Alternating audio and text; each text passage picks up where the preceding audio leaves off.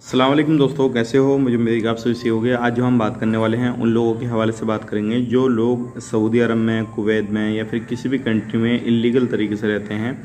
तो बहुत सारे लोग हमें कमेंट कर रहे हैं, पूछ रहे हैं कि अभी हम जो है इलीगल तरीके से यहाँ पे रह रहे हैं, हमारा वीज़ा ख़त्म हो चुका है, इकामा ख़त्म हो चुका है और जो हम जहाँ पे काम करते थे वहाँ से भाग चुके हैं, या फिर इकामा बाकी है लेकिन अपने काम से जो है दूसरा काम कर रहे हैं वो बाकी है। अभी हम जो है इकामे की तरफ से इलीगल नहीं हुए हैं लेकिन उस बंदे के पास से भाग गए हैं। तो हमारा जो है आने का प्रोसेस किस तरीके से रहेगा, किस तरीके से हम अपने देश के अंदर पहुँचेंगे, क्या क्या प्रोसेस रहेगा, क्या क्या परेशानियाँ आएंगी, तो पूरी जानकारी मैं आपको देने वाला हूँ।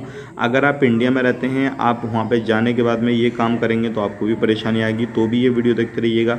अगर आप किसी भी गल्फ़ कंट्री के अंदर हैं, आप इलीगल तरीके से काम करते हैं तो आपके लिए काफ़ी ज़्यादा ज़रूरी ये वीडियो हो जाता है। बिना देरी के वीडियो शुरू करते हैं, लेकिन उससे पहले मैं आपको बताना चाहूँगा, चैनल आप हमारा पहली बार देख रहे हैं, चैनल को ज़रूर सब्सक्राइब करें और साथ ही साथ बेल आइकन ज़रूर प्रेस कर दें ताकि हमेशा आपको इसी तरीके से जानकारी टाइम टू टाइम जो है इन्फॉर्मेशन मिलती रहे। और आप कहीं पे भी काम करते हैं, कुछ भी करते हैं, जाना चाहते हैं किसी भी गल्फ़ कंट्री में, तो आपके लिए काफ़ी ज़्यादा मदद वाली चीज़ें हम लेकर आते रहे हैं। तो सबसे पहले हम बात कर लेते हैं, जो भी लोग किसी भी गल्फ़ कंट्री में जाते हैं, कुछ ना कुछ जो है या तो उनको सैलरी सही तरीके से नहीं मिलती, या फिर कफिल या फिर उनकी कंपनी परेशान करती है, जो भी फैसिलिटीज़ उनको बोला गया वो नहीं मिलती।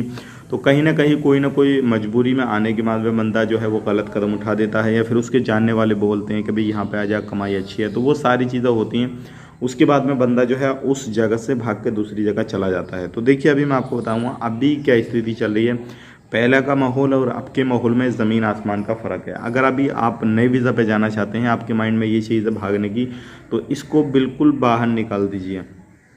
अगर आप ये बाहर नहीं निकालेंगे तो आप वहाँ पे जाके 1 मिनट भी काम नहीं कर पाएंगे, क्योंकि इस टाइम पे जो है ये रूल रेगुलेशन है कि जिस काम पे आप गए वही काम आप करेंगे। अगर कोई भी बंदा भाग जाता है, दूसरी जगह पे काम करता है, तो जहाँ पे काम करेगा उस बंदे पे भी पेनल्टी पड़ेगी, उस कंपनी पे भी जुर्माना पड़ेगा जिसके पास में वो काम कर रहा है, और उस बंदे को तो पकड़ के फ़ौरन से पहले डिपोर्ट कर दिया जाएगा। तो अभी ये रूल रेगुलेशन हो गया।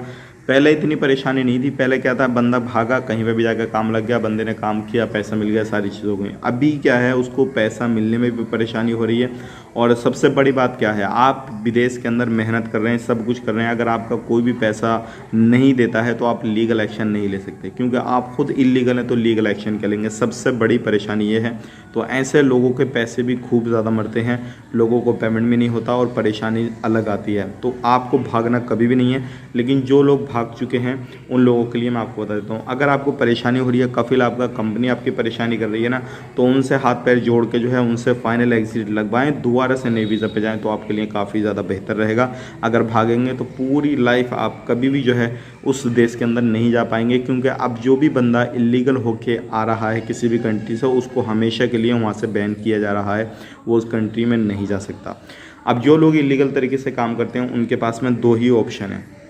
सबसे पहली चीज़ ये है कि आप उस देश की, जिस देश के आप हैं उस देश की एम्बेसी को कांटेक्ट करें, यानी कि इंडिया के हैं तो इंडियन एम्बेसी को कांटेक्ट करें, पाकिस्तान के पाकिस्तानी एम्बेसी को कांटेक्ट करें।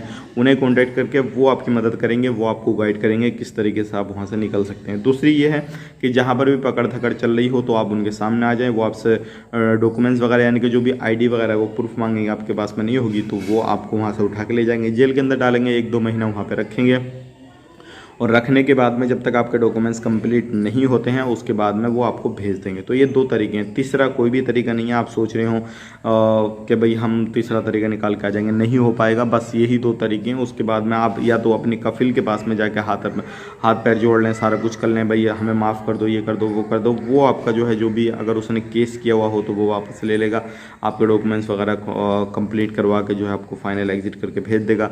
अदरवाइज आप दूसरा तरीका नहीं यहाँ पे आजमा सकते किसी भी तरीके से। आपको ये जो है गलती नहीं करनी है इस टाइम पे भागने की, क्योंकि इस टाइम पे बहुत ज़्यादा परेशानी पड़ रही है। तो आप अपनी एम्बेसी को कांटेक्ट करें, या फिर कहीं पर भी पकड़ धकड़ चल रही हो तो वहाँ पे जाके आप जो है खुद को सरेंडर कर दें, और उसके बाद में जो है आप अपने देश आ जाएंगे।